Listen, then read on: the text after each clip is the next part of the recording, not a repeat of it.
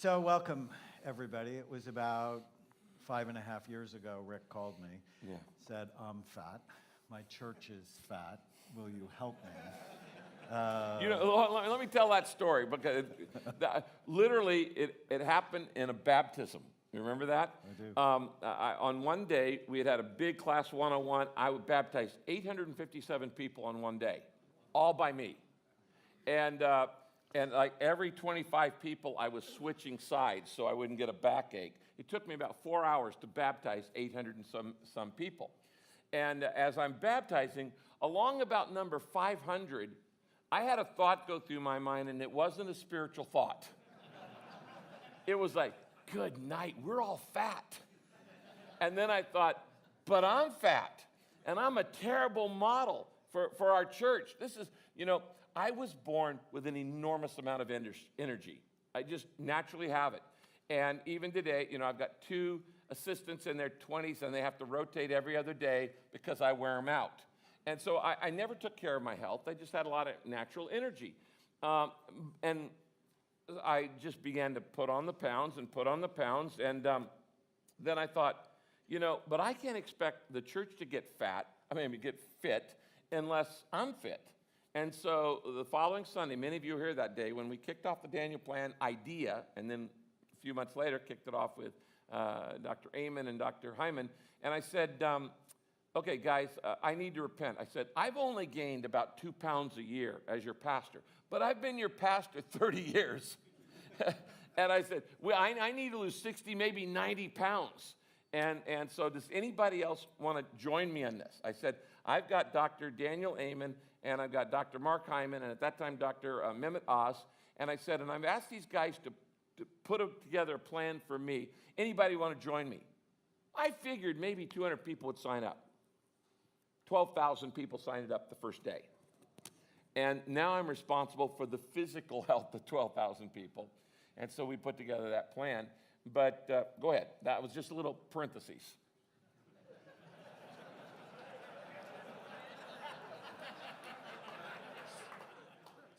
So let's go to the slides.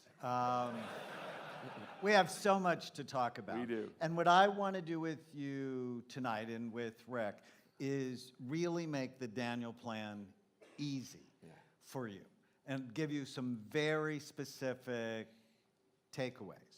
And the first one is you got to know why.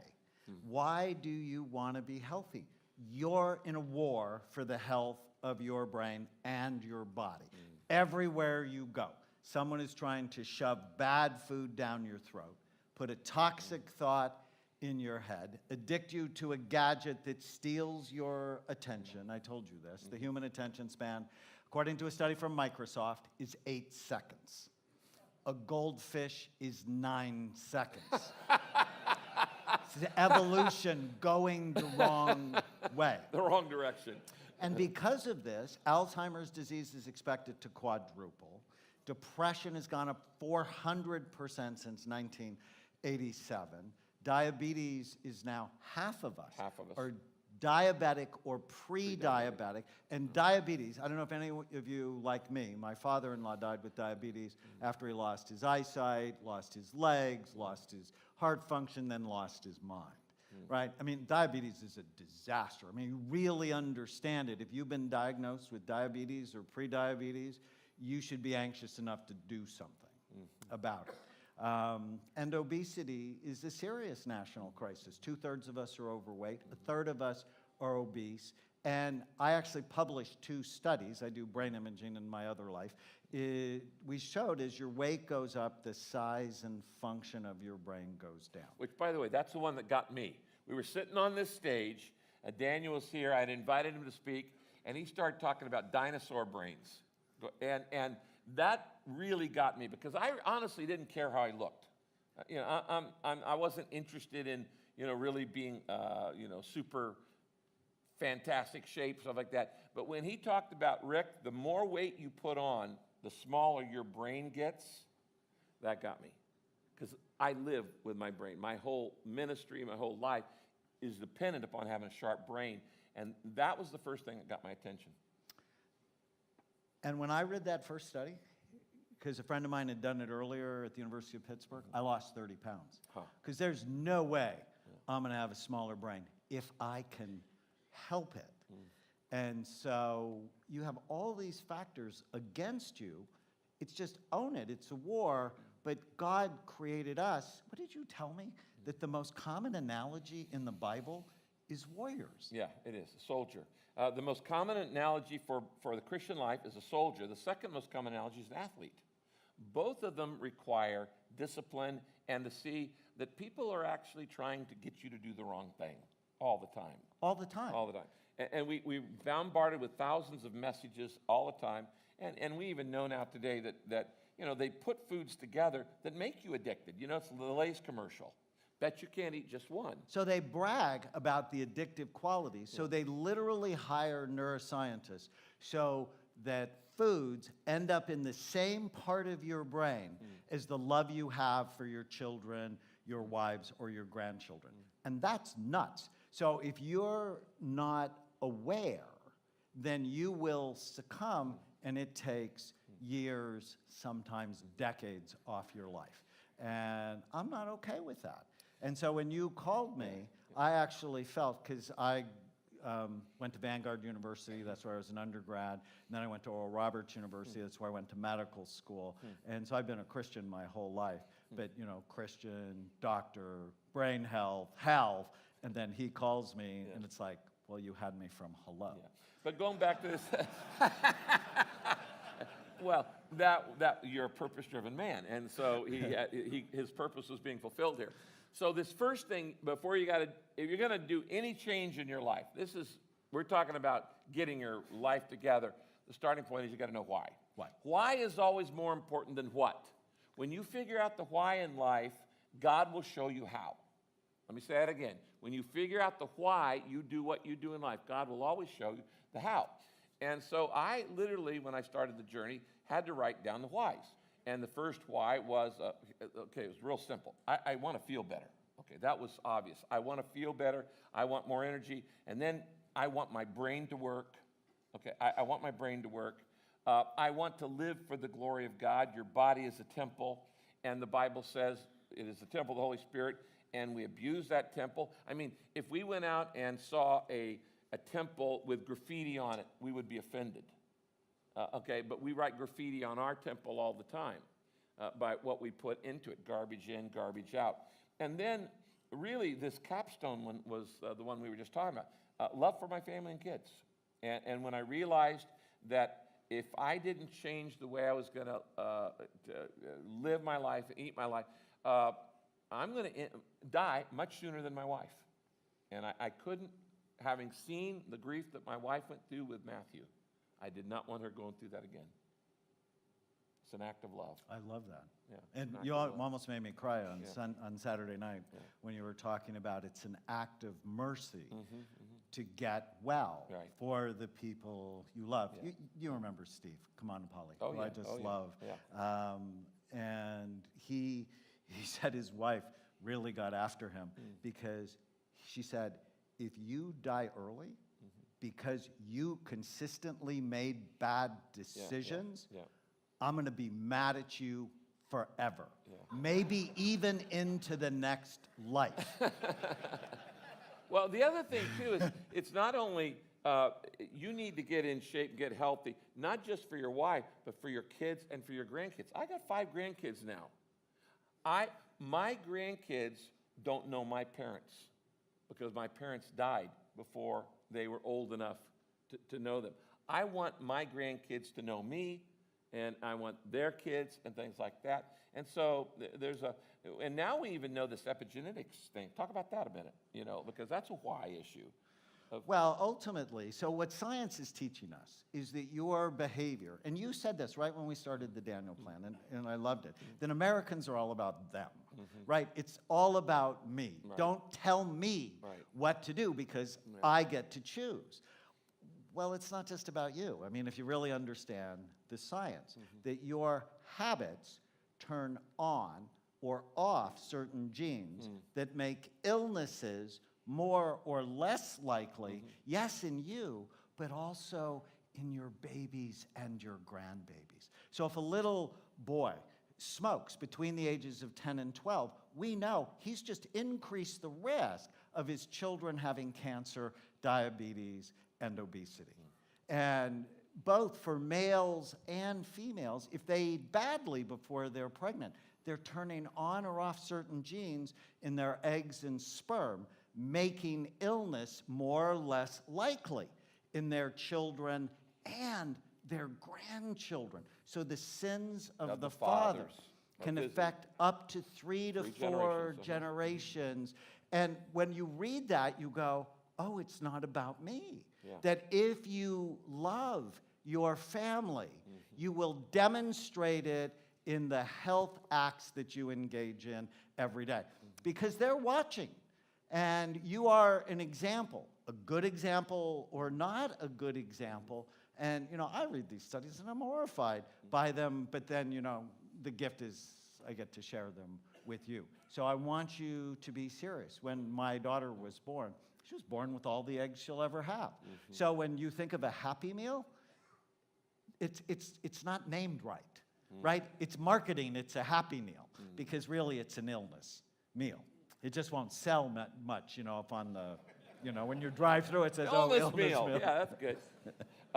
You know, one of the most important things, then we'll go on to the second point, is that, that Daniel and Mark both taught me, is that food is not just calories, it's information. The food that you eat has information in it that is feeding your brain and feeding your body. And if you give your body good information, then you're going to have good results. If you give your body bad information, it's not just about calories, guys. It's not just about calories. I'm actually on a food plan right now that has a pretty good amount of calories in it. It happens to be good fat rather than bad fat. And those good, we're actually starving ourselves from good fat. And in the last 50 years, as we've gone in this, quote, low-fat diet, obesity has soared through the roof. Well, 60% of the solid weight of your brain is fat, and low-fat diets just, I mean, you know, and some of So you, literally you're on we're fatheads. cholesterol medications, and high cholesterol, not good for you. Low cholesterol is associated with homicide, suicide, depression, and death from all causes. So, and the American Heart Association just came out and said, oh, it's not the fat you eat, it's the sugar. If you show this slide, I love this, because this is Rick 5.5 years ago, and this is him just a few weeks ago. You can see the radical change in his life. And my goal is he doesn't have to gain it back and then 3 years from now be here and having lost it again. It's how do you develop the longevity of habits? And we're going to talk about that. And so I put this at the end. You told that story. But getting healthy is an act of love and mercy. So if you love your families, you will demonstrate a healthy life. The next thing is know your important numbers. These are just, and you know, take a shot with your cell phones or whatever. We have this in the Daniel Plan materials. And basically, you can't change what you don't measure. Which is why the initial Daniel Plan rally, we took everybody's BMI, you know, your weight versus your height, because, you know, if you're overweight, BMI of 25 to 30, you have 4% less brain tissue, and your brain looks 8 years older than healthy people. Well, let me stop right there. A lot of you guys are businessmen. This is a principle of business. You can only manage what you measure. If you can't measure it in your business, you can't manage it. That's a business principle, but it's also true of your health. That's why when you go to a doctor, he puts a thermometer in your mouth, writes down a number. He takes your blood pressure, he writes down a number. He looks in your ear, he writes down a number. He takes your pulse, he writes down a number. If you can't measure it, you can't manage it. Does that make sense? Okay, so that's why he says you got to know your numbers. So put the numbers back up, if you will. And I'm not going to go over all of them, but a couple of them are really important. Fasting blood sugar. As your blood sugar levels go up, blood vessels become brittle and they start to break.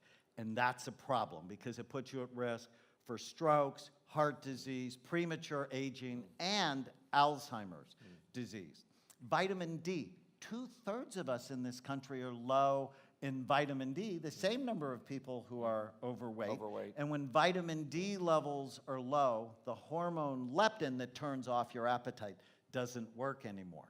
And why are we so deficient in vitamin D? Because the dermatologist made us afraid of the sun. So even if you go in the sun, that you're wearing sunscreen and your skin is not able to absorb the sunlight that turns vitamin D on in your body. All of So you you're should actually know. hungrier? You're actually You're hungrier? actually When you- hungrier. When you don't have vitamin D, you're actually hungrier. You're hungrier, and you can't turn off your appetite. So those numbers are very important for you to know. So here's one of my friends, Mark Laser. He's actually a world expert Christian on sex addictions. And I was at dinner with him a couple of years ago in Nashville, and he's overweight, and I watched what he ordered for dinner, and you know me, I'm sort of a pain in the neck. You are. And I saw him inject himself with insulin at the table, and I'm like, Mark, how tall are you? He said, I'm 6 feet. I said, how much do you weigh? He said, I'm 243. So I'm typing in my phone. I figured out his BMI. I'm like, dude, it's 33. You're obese. And he said, Daniel, you're so cold. And I said, not nearly as cold as you're going to be when you're dead. And about a month later, he wrote me a letter, and he said he'd lost 10 pounds. And he thanked me for the hard discussion I have. And the picture next, I was just 2 years later in Nashville. We were lecturing at the same conference. And he'd lost 53 pounds. He cut his insulin dose in half. And I said, because a lot of people think, oh, the Daniel Plan's hard. It's like, I said, so was it hard? He said, no, being sick was hard. This is easy. He said, I was already in a routine. It was just an awful routine. Now I'm in a routine, and the sex is better because it's about blood flow, right? You have these high blood sugar levels, it erodes your pipe, your erections aren't, oh, I'm sorry, there's some women here. Your erections aren't so good. Do you want to have a gift for your wife? You know, we want you to stay virile so that you can engage in one of the most special things God has given us. Okay. The next part is move daily, Get be moving. strong. Because the stronger you are as you age, the less likely you are to get Alzheimer's disease. And I have this picture up here because this is Garrett Howig. He's one of the doctors in my clinic, and he totally is on board with what we do, and you can see how strong he is. But then he went to Hawaii and jumped in a pool that had a bacteria called leptospirosis in it. That when you get it, it kills 80% of people who are infected with it. And he came back, he had high fever, ended up in a coma, and the only reason he got out of the hospital alive is he went into the hospital with muscle on his body. So you should always be lifting weights and being strong, especially the older you get, because frailty kills more people than being strong. And you're working on that. Yeah, actually, one of the key things for me is variety. I get bored really quick. If I did the same thing every day, some of you like routine. I hate routine. Some of you eat the same thing every day. I hate that. I want something different every day, and I like routine every day. And so Tom, stand up. Tom Wilson has been my trainer for many, many years, about a dozen years. And Tom, we worked out 3 different workouts that we do. One of them is a weight workout, which is good. But if I did weights every day, I'd get so bored with it. We do a pool workout, and I really like that, and that's a lot of fun. And then the third one, and I'm not doing it right now because of this knee, is it's hiking. And so we alternate between those 3, and it keeps me from getting bored. But the main thing is move every day, and get moving, get moving, get moving. And there's so many, Fitbit things and stuff like that now you can actually, count your steps and stuff like that. And the main thing is just get moving. And because as a pastor, I spend a lot of times, like, to write a message takes me 16 to 18 hours. Okay, that's 2 full 8-hour days to write that weekend message. So it will take all day Friday and some a little bit of Thursday and then Saturday morning. Well, that's a lot of time sitting in front of a computer. And sitting. Sitting's the worst thing in the world for you. It's like smoking. It's like, go ahead and talk about that. Yeah, no, they're actually saying that the more you sit, it's like smoking for this century, sitting. So, you know, wearing a Fitbit or an Apple Watch or whatever, just to remind you to get up and move. And one of the best things you can do for your wife is go for long walks with her or do an activity with her. And I remember Steve, that he said, well, I don't like exercising. He says, but I do like playing ping pong. And it's what I do. And so we used to play. I actually play 3 times a week because it's the best brain game. You got to get your eyes, your hands, and your feet all to work together while you think about the spin on the ball. And so coordination exercises work out a part of your brain called the cerebellum in the back part of your brain, that when this thing fires right, you can think quickly. And it also helps with forethought and judgment. So pick something you like, but you should be lifting weights just to keep yourself strong. Bones. And what they're finding is running for a long distance may not be as helpful as bursting for short distances. And so put interval training. So if I get on a treadmill or a stair stepper, you know, I'll go at maybe 3.5 miles an hour for a little bit, and then I'll ramp it up to 8 miles an hour, and then I'll come back down. So if you only have a short time, think of doing burst training. The only other thing I want to say about this before we move on is that it is counterintuitive, but you got to expend energy to get it. You know, we don't think that. When you're tired, you think the last thing I want to do is go expend energy. Let me give you an example. This morning, Tom and I worked out. We had a pool workout today.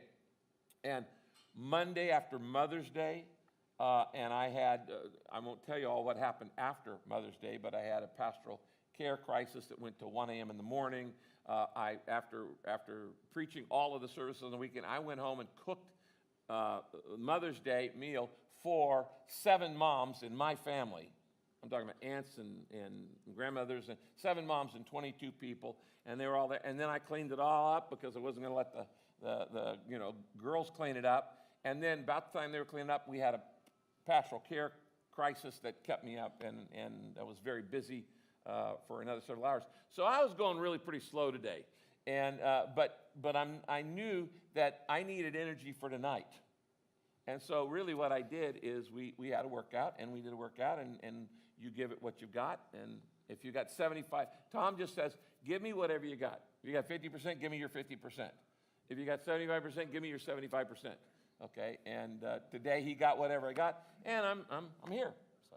And you'll feel better. That's what people say over and over again. Yeah. Okay, so let's move on. The next one is sleep. I mean, this is a huge issue for you.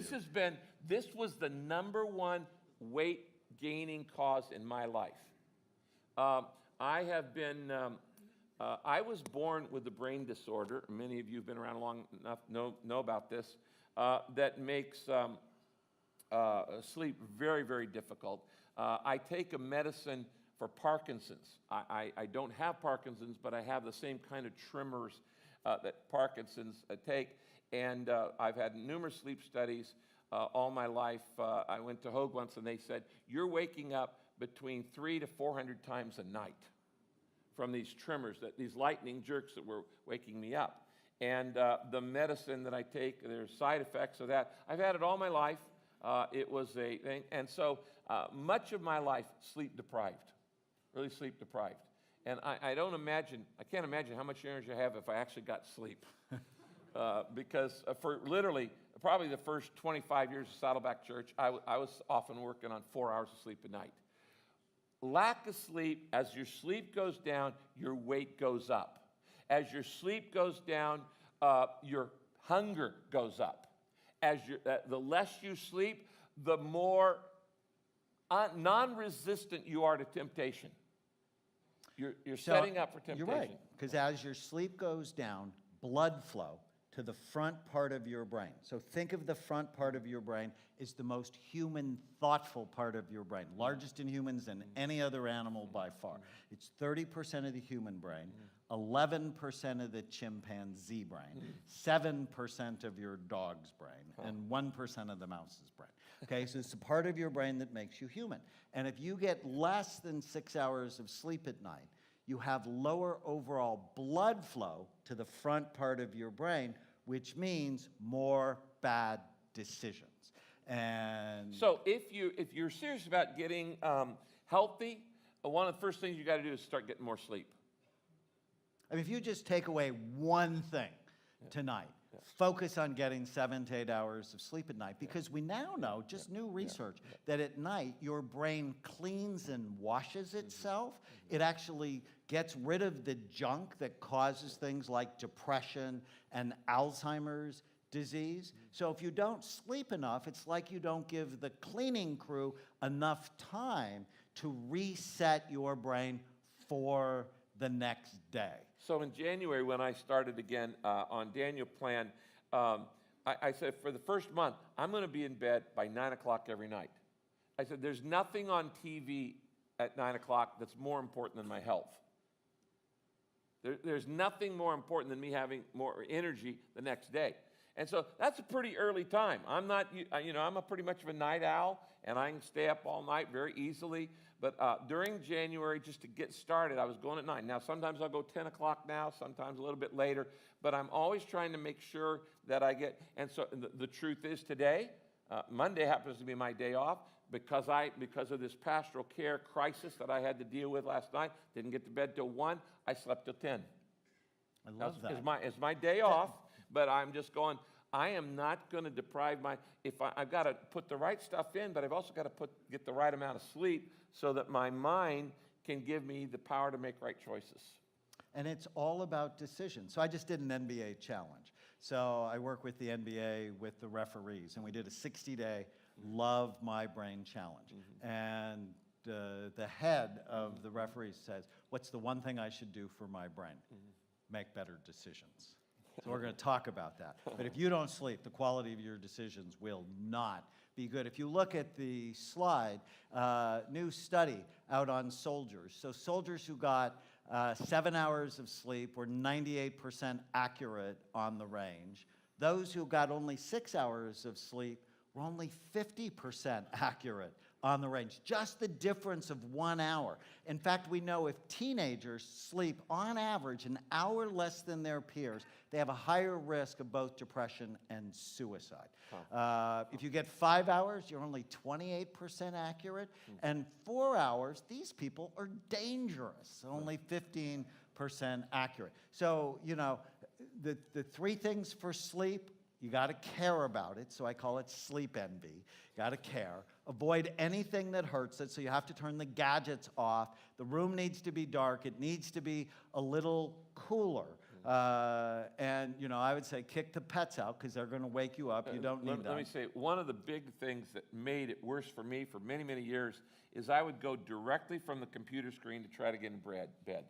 And that blue light coming through the screen is the whole thing that's stimulating, and then you're not going to sleep well. And what it does is it turns off the production of the hormone melatonin that is telling you to go to bed.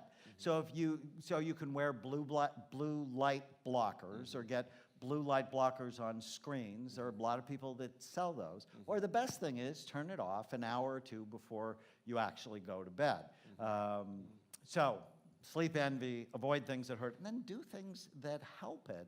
And, the things that really hurt sleep: caffeine during the day. So I'd get rid of it past noon. And alcohol. And people go, well, I use alcohol to go to sleep. Yeah, but it only lasts a couple of hours, and as it suppresses your brain, then it rebounds in the middle of the night, and your brain's going like this, which is, of course, a bad thing. So 5 decisions. So how do you make great decisions? Well, one, you have to know your why. You have to keep your blood sugar stable. So this is one of the things that we talk about, is you actually have to eat consistently in order to lose weight and stay healthy, because otherwise, if your blood sugar goes low, blood flow to your brain goes low too. So you want to always keep a stable, not high, but a stable blood sugar, and that comes from consistently eating fat and protein throughout the day. So if Did you you hear think that? of nuts. Did you hear that? Consistently eating fat and protein throughout the day. Keep it alive. How many times, I bet almost everybody in this room has probably done this. I'm going to lose some weight. So what you do is you fast for breakfast, and then maybe you eat a little bit at lunch. By the time you get to dinner, you are starving to death. And between dinner and when you go to bed, you eat everything you could possibly eat. And the longer you watch TV, the more you eat. That's the absolute worst thing of fasting and then putting it all at the bottom. Okay, we have one other founding doctor that's been listening in the whole time. Oh, that's Dr. great. Mark Hyman. That's great. And he said he has way too many things to talk about, and he wants to jump in. And when you started talking about fat, he started texting me, because Dr. Mark Hyman just wrote the book Eat Fat, Get Thin, and he really wants to join you guys. So can you Put him on. enfold him into this conversation? Can we see him? Hey, Mark. Hey, buddy. Okay, perfect. Let's Hey, give Mark. him a big round of applause. Hey, Mark. I just want to point out that Dr. Mark Hyman, my favorite Jewish doctor, along with the two of us, was the co-author of the Christian Book of the Year this year. Okay? Daniel Plan, I don't know if you know this, Daniel Plan won the Christian Book of the Year for 2015. This book won the Christian Book of the Year, and so he's the only Jewish doctor to write a Christian Book of the Year, all right, with Daniel me. So. Actually, I wanted to call it the Jewish Doctor's Guide for Christian Wellness, but you guys wouldn't let me do that. I don't know why. Good to see you. So I'm so excited to be with you guys. You know, I've been listening to you guys talk, and you're hitting all the right notes. And Rick, I have to say, I haven't seen you in a while since last fall, and you just look amazing. I mean, I was just shocked when I saw you. You've lost so much weight. You look so good, and your eyes are clear. Your face is shiny. Your hair looks good. I mean, look Oh, at my you. complexion's your schoolgirl complexion now, so. No, his skin looks beautiful. You know, and I think what was amazing is it's kind of shocking, right? Because you're saying you weren't really worrying about the calories. You were eating a ton of fat. Not at all. And all these things got better. All your symptoms got better, and your blood test got way better. And you know, we had such a myth around fat in our diet in this country. I think one of the things that I think some people probably saw in the news this week was the Biggest Loser story. It was like the #1 most shared story in the New York Times about the Biggest Loser, where they did the study of the 14 participants over 6 years, and they found that they lost weight, like some of them lost hundreds of pounds, and yet their metabolism slowed down. And then when they gained the weight back after the show, they actually had a slower metabolism. They gained most of the weight back. And yet no one talked about what really goes on when you do that. And so I think people get very discouraged about weight loss. They say, well, you know, it's very hard to maintain, it's very hard to do. But actually, when you eat the right foods, you literally speed up your metabolism. So in fact, when you're eating fat, it's sort of contradictory, because we're all taught that the fat you eat ends up as the fat on your body. But we now know that when you eat fat, it actually speeds up your metabolism. Okay, hang on a minute. Did you hear that, guys? When you eat fat, it speeds up your metabolism. Fat doesn't make you fat. Carbs make you fat. Wrong. Sugar makes you Sugar fat. makes you fat. And foods Sugar makes that you turn fat. to sugar. So, Yeah, Mark, exactly. are you going to stay with us for the rest of this? Okay, so let me put up this slide, because I want to just finish the decision-making part, which is so crucial. And then we're going to get into food, which Mark will help us with. So if you want to make good decisions, which is ultimately the quality of your health, comes down to the quality of the decisions. So know your why, get sleep, eat enough to keep a stable blood sugar. And then can you put up the slide? Little to no alcohol. Alcohol drops the decision-making part of your brain. So if you're having trouble at night, stop thinking about wine as a health food, because people who drink every day have a smaller brain, and alcohol, we know, consistently increases your risk for cancer. And then, of course, pray, lead us not into temptation, but deliver us from evil, which are the neon signs that you pass by when you're hungry, because you haven't eaten the right protein and fat throughout the day. Okay. Next slide is drink water, not your calories. I don't know, Mark, if you were involved in the New York, they had this great campaign of don't drink your calories. On average in America, we drink 450 calories a day. Wow. Where 30 years ago, we only drank 225 calories a day. So the difference, the extra 225 calories a day, if you multiply that over a year, it's 23 pounds of fat a year on your body. No wonder we're always on a diet. So stop drinking your calories, but hydrate, and you should have about half the amount of water in ounces as you weigh. So I'm 150 pounds, so I should have about 75 to 80 ounces of water a day. New study that people who are well hydrated, so before you go in the pool or before you lift out, you have 19% increased strength, which is just critical. And if you're dehydrated or your kids are dehydrated because you're letting them have those caffeinated awful things, they become cognitively impaired. So whenever you're dehydrated, you become cognitively impaired. Mark, you want to say anything about that? No, I think that the data is so clear that if you have liquid sugar calories, which is, people don't know they're having healthy sports drinks, they're having their coffee at Starbucks with the lattes, which are 750 calories of sugar if you get the big one. I mean, people don't know that Starbucks is basically a sugar dispensary masquerading as a coffee shop. And we're drinking so much of our diet as sugar. 15% of our calories is high fructose corn syrup, which is mostly sugar. And it's the biggest thing that's linked to obesity, to diabetes. And it's not just regular soda, it's also diet drinks. Diet sodas is another big thing. People don't know that when you drink diet sodas, you actually get hungrier, it slows your metabolism, it tricks your body, so the whole control of your weight and your metabolism gets distorted, and you actually put on weight, and you get hungry, and you end up eating more. So diet sodas aren't the answer either. And I think, Daniel, you're right on. If you have liquid sugar calories, it's the biggest way to gain weight and to cause disease. So cutting those out is so. I know one guy, he cut out soda. He lost 75 pounds just cutting out soda. And that's all he did. So don't drink your calories. The next slide. See if we can. Hello. Thank you. Famous bodybuilder. This is actually Bill Phillips. I don't know, Mark, if you can see this, but he came to me and his brain scan, that's what we do at Amen Clinics, a study called SPECT, is full of holes. And I'm like, is he a cocaine addict? Why does his brain look so bad?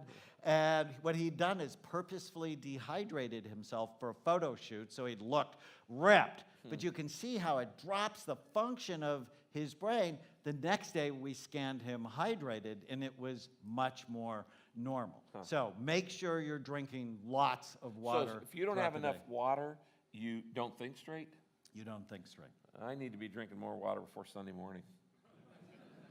I'm serious. It made me think about that. It's like, and it also, because when you lose a lot of weight like you did, what fat does is it protects your body from toxins. So when you lose a lot of weight, it releases a lot of toxins. So if you're losing weight, you want to be drinking a lot of water. Okay. So 100 ounces or 120 ounces a day would be great for you. Now, do you like water? I love water. So go for it.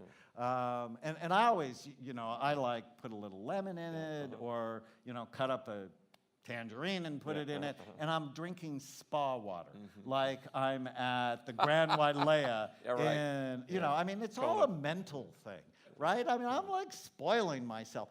Getting well is never, really important point, never about deprivation. And by the way, It's a lot of about times, abundance. I've noticed, a lot of times when I think I'm hungry, I'm actually thirsty. Right. I think, man, I'm hungry. But if I go grab a bottle of water and drink it, I go, oh, I was really thirsty. I wasn't hungry. Right. Yeah. Okay.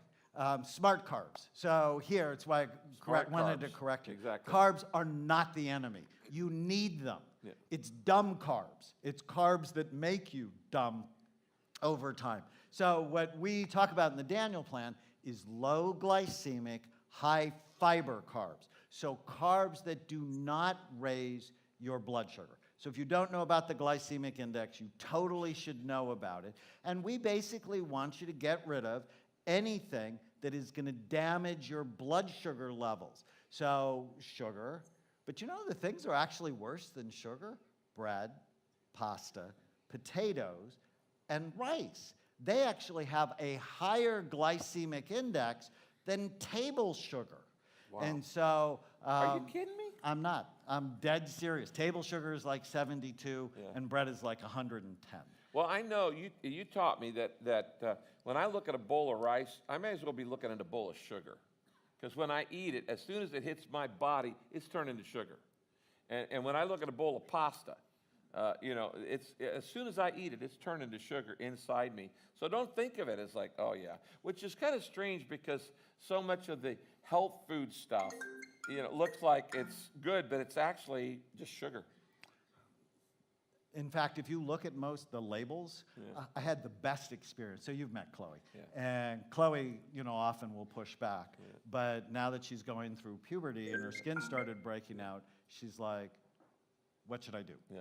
And so we actually spent 90 minutes in Whole Foods reading labels. Uh-huh. And at the end of it, she's like, Dad, it's all crap in here. And you have to read the labels and learn. And Mark has said this many times. If you read a label and your grandmother wouldn't recognize it as food on the label, don't eat it.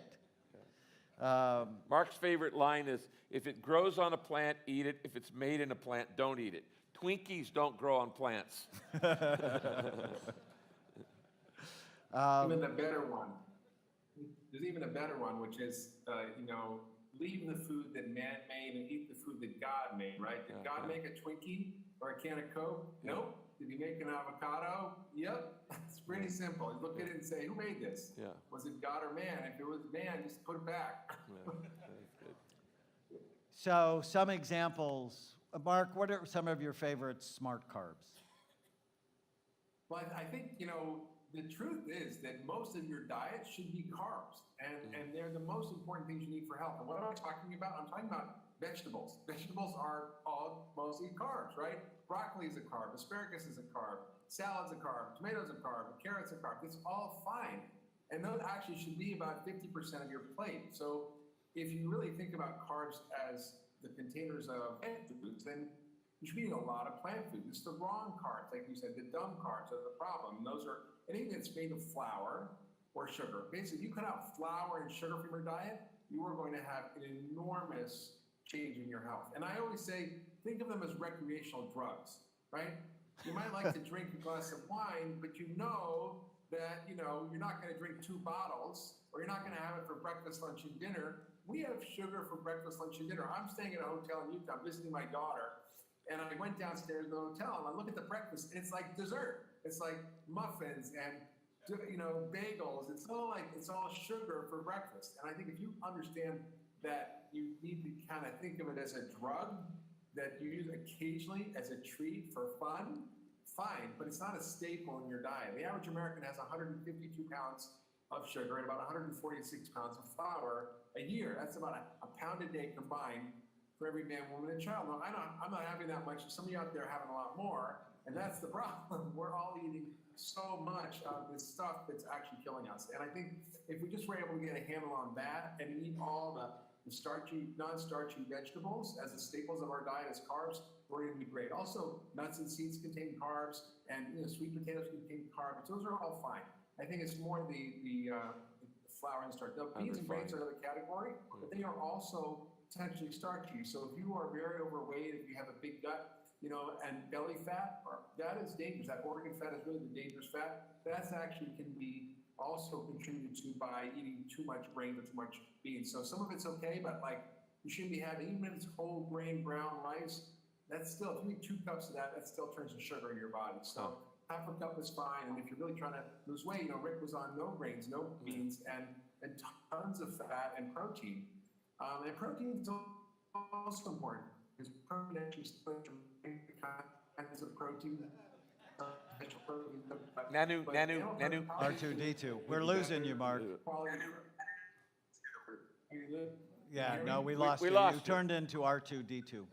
All right, let's wrap this one up. Go to the next thing. We have to go on. So smart carbs. All right. Where are we at? There we go. Oh, I got to tell you about this study from the Mayo Clinic. People who have a healthy fat-based diet, 42% less risk of Alzheimer's disease. Hello. People who have a healthy protein-based diet, 21% less risk of Alzheimer's disease.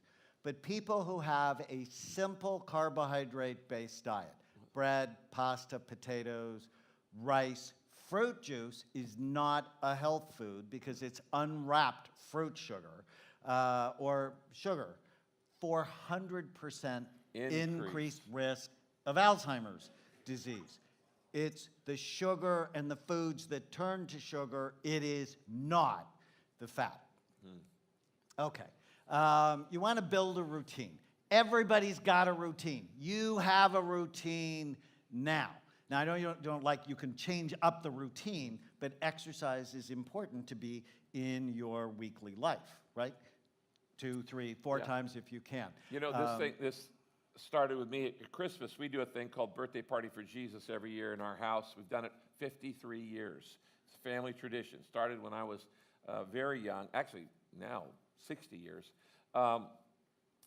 And every year we go around the room and we say, what's the one thing we're going to give Jesus this year? And this Christmas, my gift to Jesus was healthy routines. That's what I said. I'm going to give healthy habits because you are the sum total of your habits. Your character is your habits. If you want to change your life, just change your habits. And if you develop good habits, they will replace the bad habits. And whenever you do something, it's actually building a track in your brain. And the more you do it, the stronger it is. So initially, getting on the Daniel Plan will seem hard, which is why there are support groups and support material. But over time, and that's why I've come to believe you really have to do it for a year to get it. You have to build new brain tracks so that when you look at the donut, you actually see it for what it is, which is poison that is going to take you out early rather than something you want. So that mind shift, actually, it takes some time. So build a new routine. Train your mind. So here we talk about ants, automatic negative thoughts. They're the thoughts that come into your mind automatically and infest your brain. And you have to be good at getting rid of them. And so just a really simple exercise. Whenever you feel sad, mad, nervous, or out of control, write down what you're thinking and then challenge it. Don't believe every stupid thing you think. Yeah, we're going to do a series later on the mind, on the brain, the mind, and your thoughts. The Bible has a ton of stuff to talk about controlling your thoughts. Your thoughts determine your life. We're going to do that probably this fall.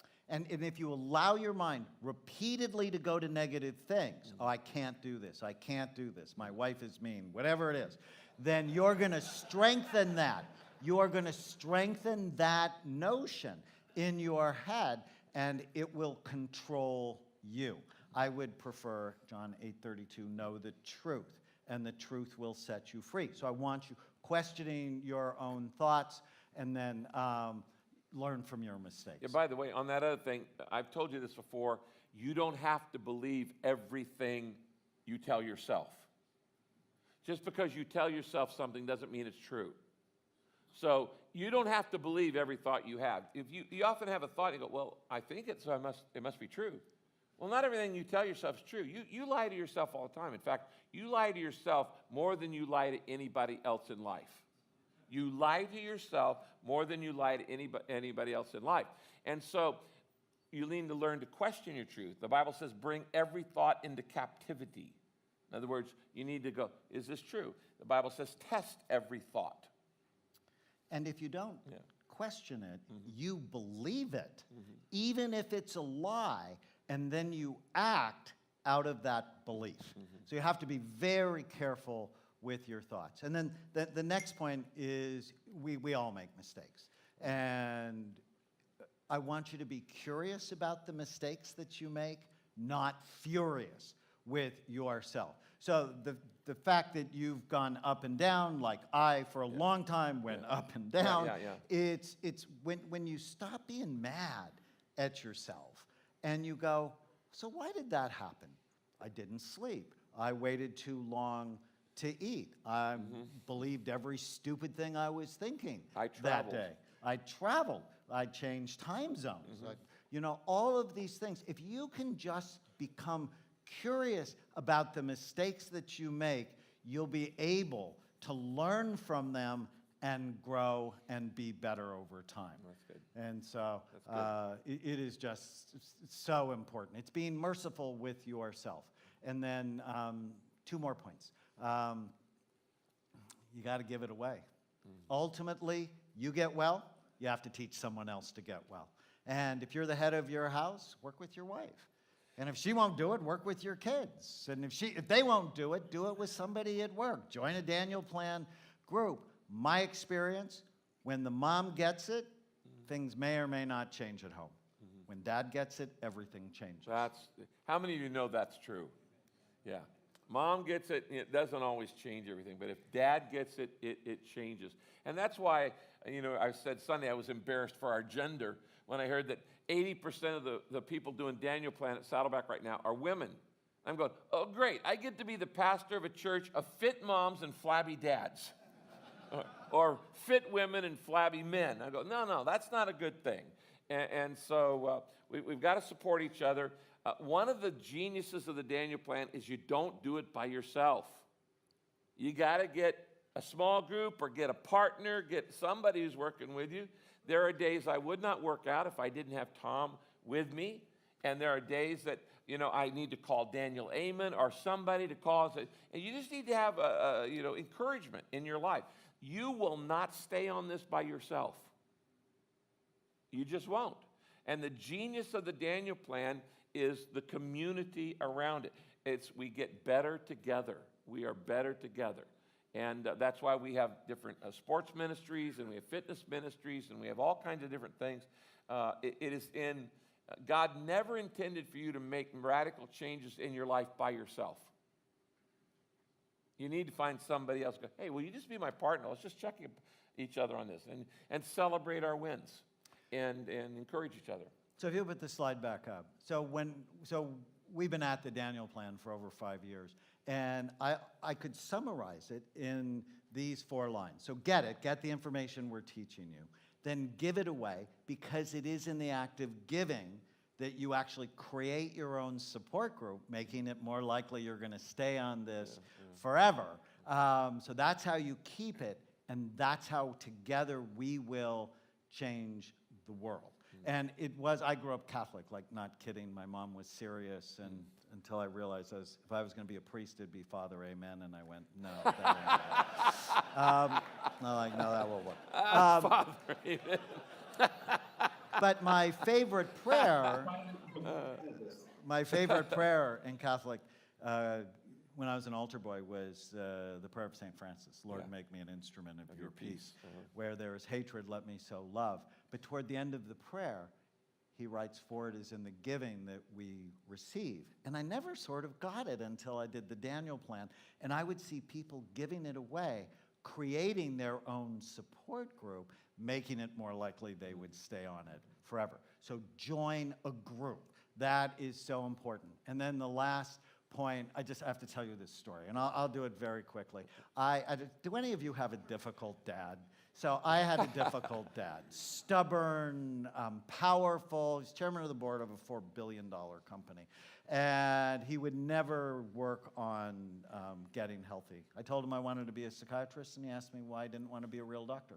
Wow. Why I wanted to be a nut doctor and hang out with nuts all day long.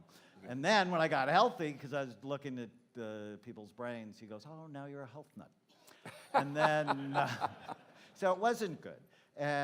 But I love him dearly. And then about 1.5 years ago, he got really sick. In fact, he used to always say, I don't get heart attacks, I give them. So that was his mantra. And then he got congestive heart failure. And he was in a chair for 5 months, couldn't drive, didn't go to work. And one day he looked at me with just the saddest eyes, and he said, Danny, I'm sick of being sick. What do you want me to do? And he was just so stubborn. He did everything immediately. we assessed his brain, we checked his important numbers. He would text me food labels, can I eat this? He ended up eating perfectly. That's a perfect Daniel Plan meal. He worked out, he changed his habits. In 6 months, he lost 40 pounds. He got off the couch. Wow. He started driving. He works every day now. He has a Fitbit. He's competitive with me. It's so irritating. And one more, he can do a 3-minute plank. A He's 3-minute plank? 87 years 87 old. years old, 3-minute plank. So here's my promise to him and to you. My dad will be better at 90 than he was at 60. He Wow. just has to be serious because what we're talking about is very serious for your health. All right. Cool. Thank you, guys.